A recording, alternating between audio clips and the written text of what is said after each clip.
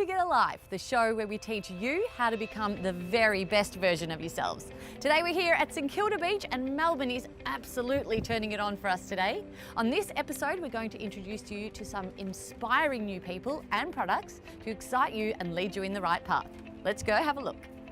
Coming up next, we'll look at an inspiring story of child educator and trainer Marianne and one of her amazingly talented success stories. A delicious juice that's just perfect for an afternoon pick-me-up, and a special guest psychologist who has really powerful message for all the women watching.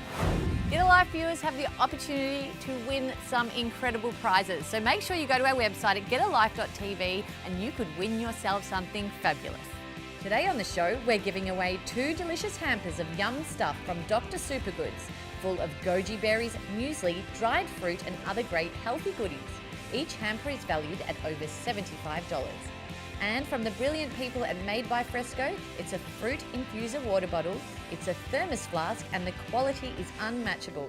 We have 6 of these great products to give away, so go to the getalife.tv website to find out more. Have you ever felt so mad you just wanted to smash everything in sight? Well, now thanks to the break room you can, and here's Tylea to show us how. I'm here in Collingwood at the Break Room, Australia's very first recreational destruction zone. Now, I know what you're thinking, break room. That normally consists of a cup of tea, maybe a biscuit, some relaxing time away from your desk, but I've got a feeling this one's a little bit different. So this is the break room. What is it? So the break room is a place where you can finally take revenge on those things that have been annoying you, right? So if you've had your phone and you've just been tired of it constantly breaking on you, just launch it straight at the wall. It'll be fantastic. This is the place to get over your office stress. Anything that's been getting you down, you will leave it in here and it'll be brilliant. So who do you think really enjoys the break room? So the vast majority of our customers are women that come through. And it's your typical stressful professions that come through. So everyone from teachers, nurses, lawyers, and everyone in between. They just really need somewhere to get rid of that office stress.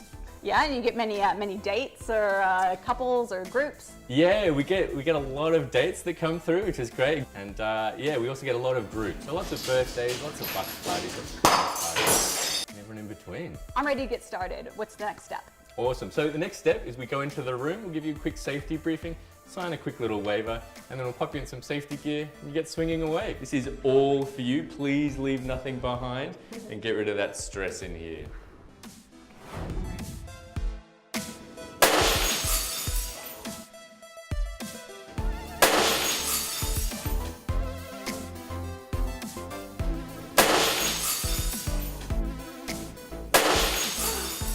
So how was that time? Oh my gosh, that was crazy. I've never done anything like that before. Like the adrenaline, the rush, what was weird is the permission to break something, like being allowed to break it. It felt wrong, but so right. Yeah, it's awesome. The first few are a little bit clenchy, you are right, you're like, oh, I shouldn't be doing this. Yeah. But that quickly disappears when you start throwing coffee cups at a wall, right? Oh my gosh, it's so much fun, and they're actually harder to break than you think. It takes a good bit of muscle to get through. Yeah, exactly. That's where you get that stress out, right? You can really put your body behind something, or you can throw it up and smack it out of the air with that baseball bat. Look, I see why people love it, and I think I'll definitely be back. How do people get more information? So you just need to come to thebreakroom.com.au and make a booking there. Great. Awesome. See you next time. Thank you. I think that's yours. Cheers. How amazing does a break room look? I am definitely going to head down there and smash everything in sight.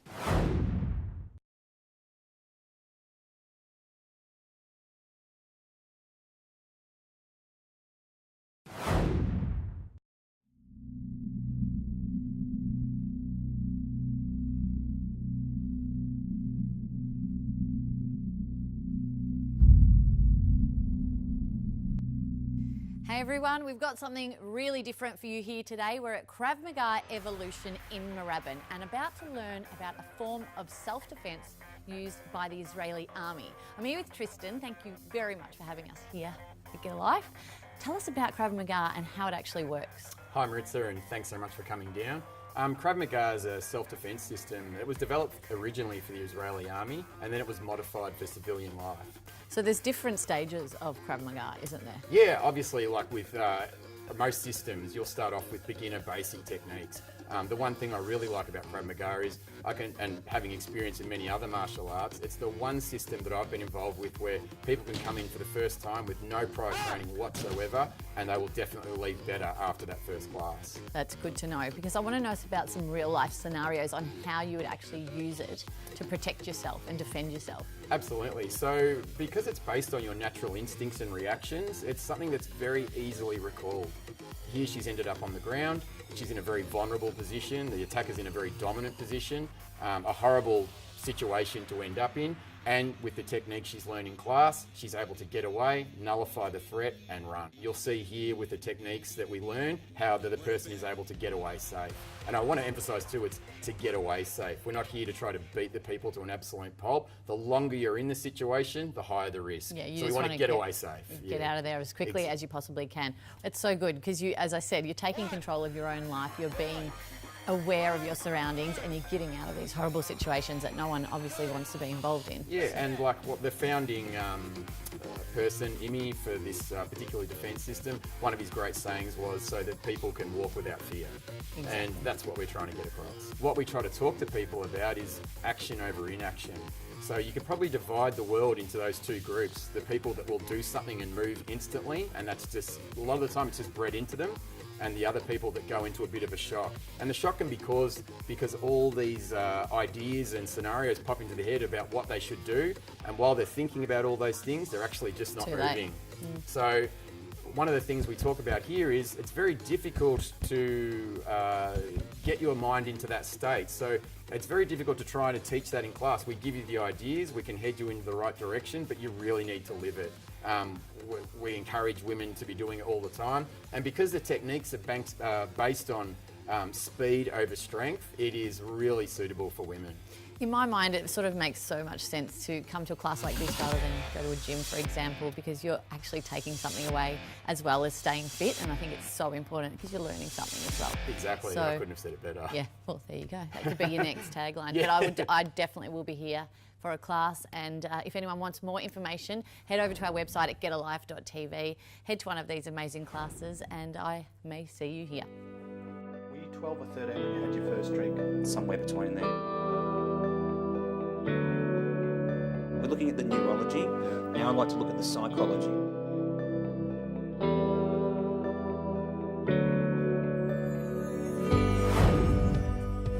Hey guys, so I'm here with Mick Hall from Dayhat. We're going to continue our discussion around addiction.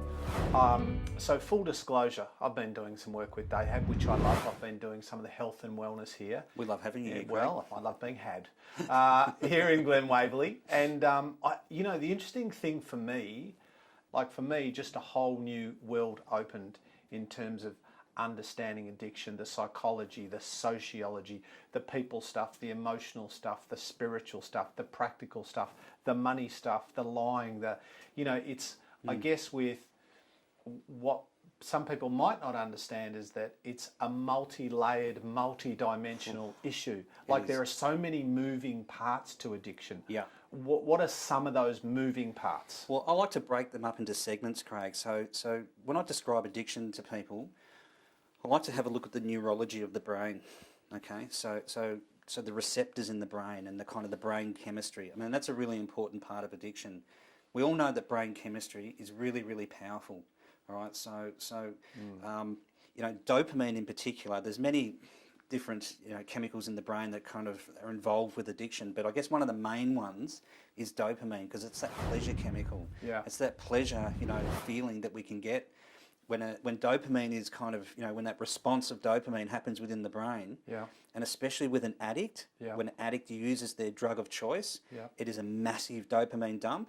It creates an enormous feeling of well-being, and it blocks out everything else. People don't realise, as he leans forward in his chair, is that like that same chemical response, the dopamine, the pleasure hormone, it can be stimulated or produced or triggered by a bunch of things. Yeah. Could be cocaine. Yes. Could be heroin. Could be ice. Could be marijuana, it could be alcohol, it could be porn, Yep. it could be gambling.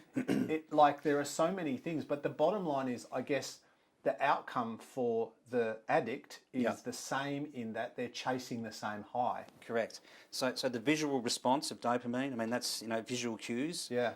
Auditory cues, Yeah. environmental cues, these can Yeah. all produce that dopamine spike. Yeah. And when an addict has a dopamine spike, it's not like, your normal everyday person who doesn't have an addict, who sits in the sun, has a nice cup of coffee and they get that nice pleasurable feeling of well-being. Yeah. That dopamine spike, it's still dopamine, but it happens at a normal level. Yeah. When an addict uses, they have huge spikes, which pushes their point where they feel pleasure. The brain combats this, right? And it tries to get some normality because it's been thrown right out of whack. So it starts to shift that point. So then an addict needs to use to get a big enough dopamine spike to even just feel normal.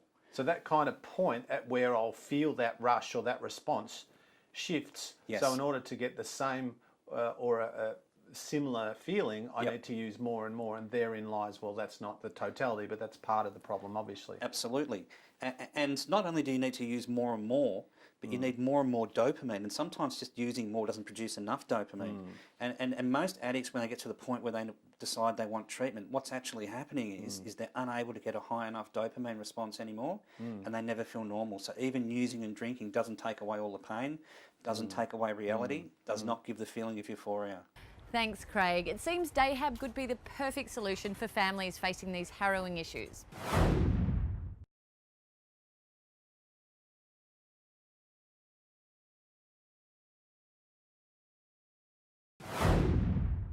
Next up though, we're gonna get juicing. And you know what they say?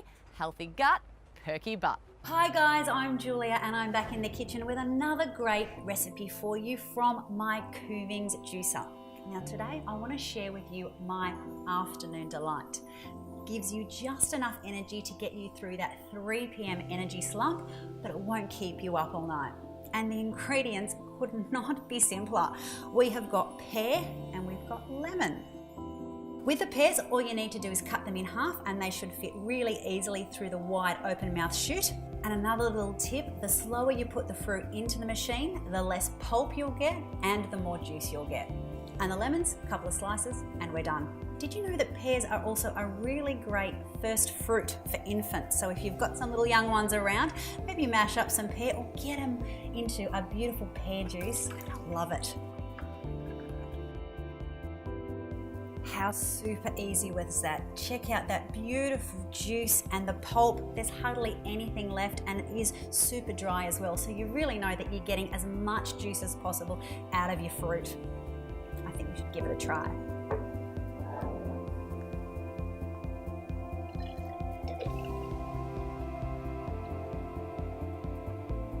There we go. Look how much juice we created with just 1 or 2 pears and a couple of slices of lemon. You're really getting so much more juice when you're using the Coovings.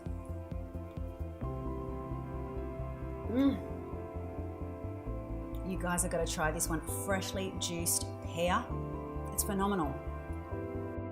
If you guys would like a chance to win one of these awesome Coovings juices, then pop onto our website, getalife.tv, and enter for your chance to win one of 6 Coovings juices in our great juicer giveaway competition. Remember, it always tastes better with a Coovings.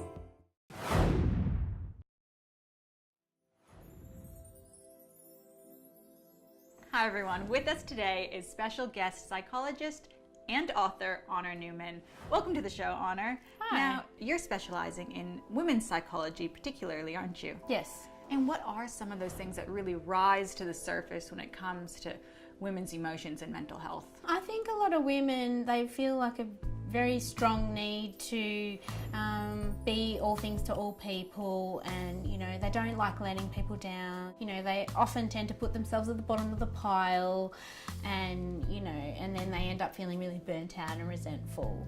Yeah, well, I can relate to that, and I'm sure many of our viewers can as well. So I think of being perfect or being perfectionist as that's a good thing. Shouldn't we be striving for excellence and perfectionism? I think it's good to strive for excellence, but I think striving for perfectionism is a different thing. That's where we kind of get into trouble when we confuse the two, because when we strive for perfectionism, a lot of negative emotions can appear because it's so rigid and inflexible. You know, there's no leeway to be imperfect or make mistakes or fail. How can we help combat the thinking that perhaps gets us into that perfectionism box? Well, for a start, I think it's we need to eliminate the word should from our vocabulary, because as soon as we start telling ourselves we should be like this or we should do this, then we're kind of trapped under this pressure that no one else has put there. We've actually put it there ourselves. Yes. I can certainly relate. If we tell ourselves I'd like to, then there's a bit of leeway for if it doesn't happen, that's okay. Whereas if I should, there's no leeway. And I would think that having all of that pressure that you put on yourself could actually lead to anxiety as well. Oh, definitely. I think it's a very big cause of anxiety. I do have a lot of strategies in the book, and one strategy that I really like is to schedule some time into your week every week where you just take all that pressure off and just go with the flow and do whatever you feel like. I have a program called From Perfect to Peace.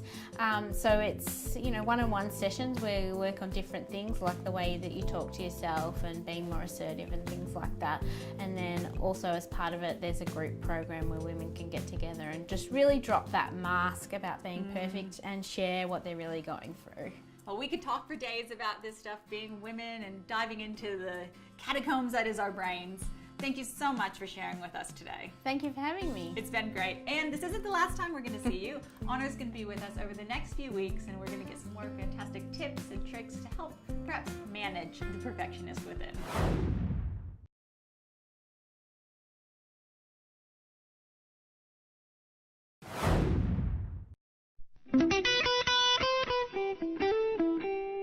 Hi guys, I'm Craig Harper. So we're exploring performance and how to create better results in our world, how to create shift, how to learn, grow, evolve, improve, become the best version of us, all of that positive stuff. So week 1, we spoke about what success is.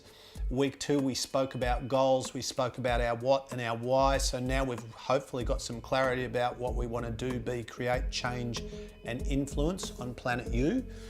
So the next thing to do is to get busy, But before we can get busy, we need a plan. And coupled with that plan, we need some accountability. So we know that when we just jump into something without being strategic or without thinking clearly about what needs to be done to create what outcomes and taking into account all of the variables, that the chances of succeeding over the long term are almost zero. So let's go. This is metaphorically where you are now. This is where you want to be, whatever the challenge or the situation or the issue is. This is where I am, this is where I want to go. So the question is, all right, what do I need to do? What decisions do I need to make? What action do I need to take? What things do I need to change? What conversations do I need to have? What wheels do I need to turn? What do I need to put in place now so that I'm likely to create the outcome I want to create and get where I want to go? And not only that, what's my priority? What's my priority? Because we also know that when we try and do 15 things at once or change 15 things at once, we're not likely to change anything. So get clear about your plan. What's your plan? What do you want to do? Where do you want to go? How do you want to do it? All those things I said before, but then get clear about where you need to prioritize your time and your energy so that you get the best return on those two things. So get clear about what needs to change, what action you need to take, and where you need to focus your time and your energy. And once again, much better chance of succeeding over the long term. See you next time. One of the key factors that contributes to the success stories of Gymboree comes from the amazing trainers and facilitators. Today I'm back with Marianne Schiever and course attendee Denzel. Thank you so much for both being here today. Marianne, can you tell us what role the trainers and facilitators have and why they are so important in the program?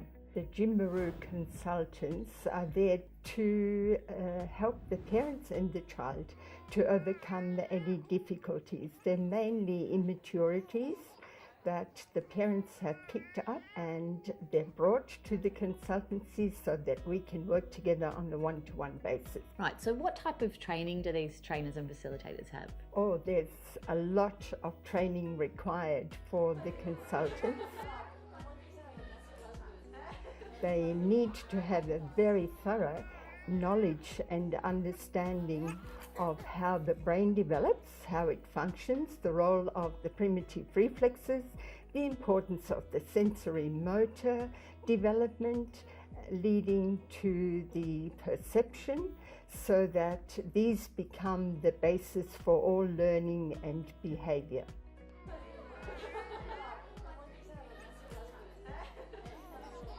The consultants also need to be extremely good at detecting those just noticeable differences that are often either overlooked by parents or the parents are told that the child will grow out of them.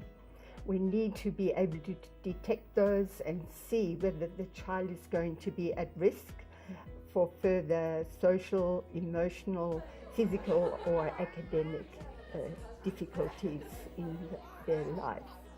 And also those very careful observation skills are necessary to be able to work out during an assessment what the implications are going to be for those brain immaturities, and be able to devise a very individually tailored program for the child and the parent to be able to carry out at home.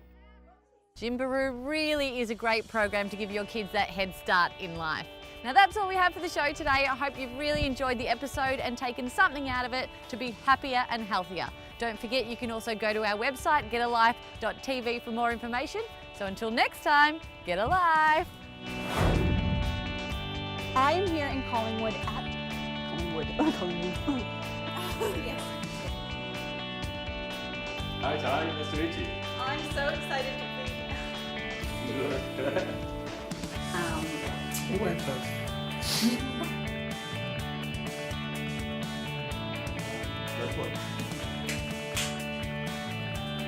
What am I doing here?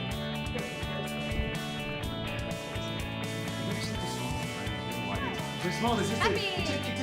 Gotta be happy at very your serious. You smile, it's great. Soccer's very serious. Well, that big smile. All right. We're all when you're ready to go, correct?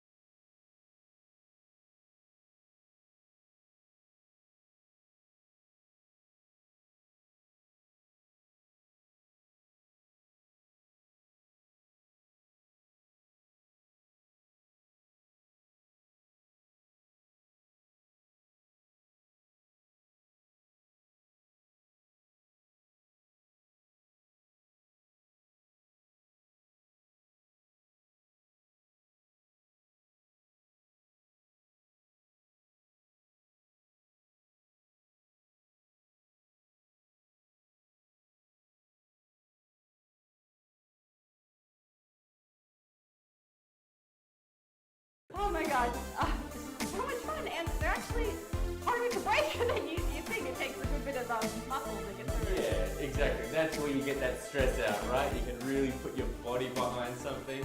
You can throw it up and smack it out of the air with that baseball bat. Look, I see why people love it, and I think I'll definitely be back. How do people get more information? So you just need to come to thebreakroom.com.au and make a booking there. Great. See you next time. Thank you.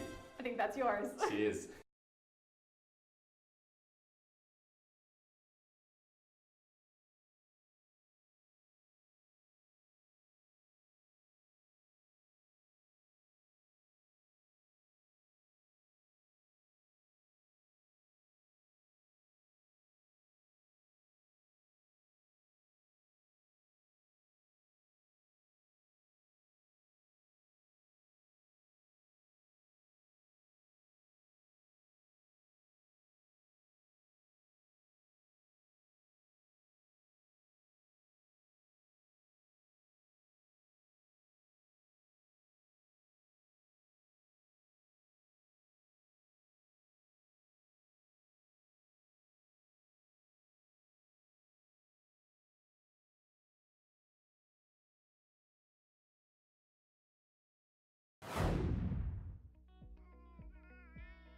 So what type of changes did you see in Denzel's behaviour as the program went on?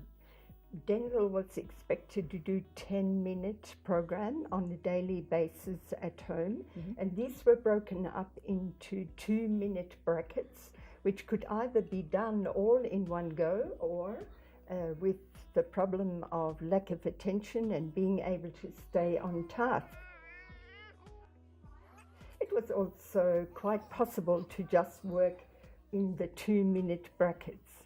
And as he went through the program, I saw a distinct change. He was becoming a lot calmer. He was able to join into games that we played. Do you remember those math games that we played together? His attention increased tremendously, and also there was no more of the impulsive behavior. And he was definitely no more a handful when he left the program. Denzel, would you find that the program was fun for you in some ways? Yes, really fun. What type of fun things did you do with the program? Sometimes we played fun games, sometimes we tested reflexes, sometimes we just had a little fun. Awesome. So what do you like to do in your spare time now? Well, I do violin, piano, I have a new topic which I do singing, and I'm in the Australian Boys Choir. I do Cub Scouts, which I now have my Grey Wolf, which is one of the highest badges you have to train to get. I went to go audition for Disney and they selected me to go for a training camp in America, Orlando, Disneyland. If I get in, I could be a movie star. That's fantastic. That is fantastic. I know another movie star called Denzel, so you'll fit right in for sure. Marianne, what would you say to parents out there with other children who might be in this similar situation that Denzel was in? What I would like to say is that when you look at a child like Denzel, from the outside they look perfectly normal. And what parents and often teachers and other people in the community even aren't aware that there are some hidden factors of immaturities in the brain. What I would like to say to them is, if you are in any doubt that your child perhaps is not fitting into the normal, typical range of behavior that one would expect at that age, that they shouldn't hesitate to bring their child to the consultancy program to have it assessed. It's the best investment for the child and for the parents as well. And gives great results, obviously. Should be proud. Well, thank you both so very much for sharing your story, Denzel, and for being here today. And I'm sure you've inspired a lot of other parents who might see their children in a similar situation and now have a course of action to be able to approach this program and hopefully get the same results that Denzel has achieved.